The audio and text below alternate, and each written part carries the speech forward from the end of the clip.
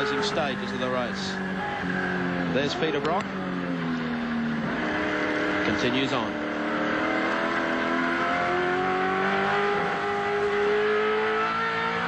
Gear change for Peter Brock as he moves up to Toledo Tools' turn. Brings him up to the top of the mountain.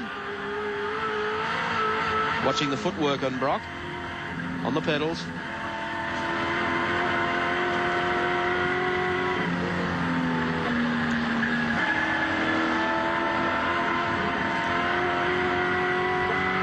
Very, very comfortable.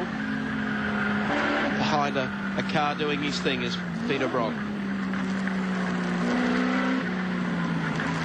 And Brock at this stage will probably finish in 5th place in the 05 car.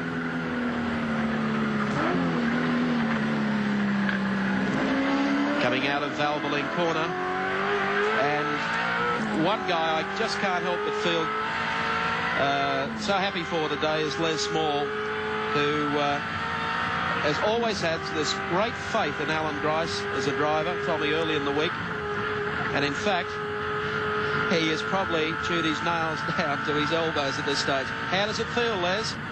Oh, it's not too bad at the minute, Mike. We're sort of hanging in there, just hoping for the best. As you know, we've led many of them before. We haven't got to the flag first, so we're just still got our fingers crossed. He deserves to win this, doesn't he? I think so, yeah. He's driving probably better this year than he has, you know, ever before, I guess. And the European experience has really helped him. What's it mean to you? Because you're seen as the privateer, the man who can always build those engines and those race cars that can take on the factory teams and win. Does a win here mean a lot? Oh, yeah, it would be, Mike. You know, we've always battled and, like, we're trying to take a car to Adelaide for Alan to drive and up to Mount Fuji in Japan. But we've got no money to do that as yet.